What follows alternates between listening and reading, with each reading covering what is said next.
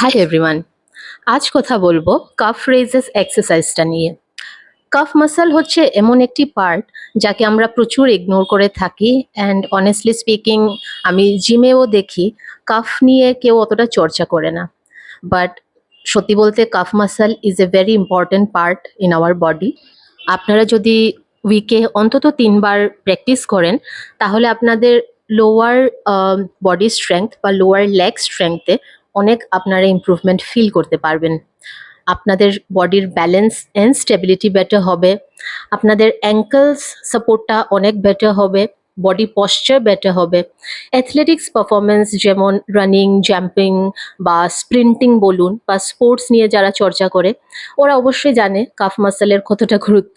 ইনজুরির risk যেটা হয় সেটাকে অনেক রিডিউস করতে হেল্প করে, অ্যাঙ্কেল মোবিলিটিতে অনেক বুস্ট করে, লোয়ার বডি অ্যাস্থেটিক্সে অনেক বুস্ট করে। So try this out.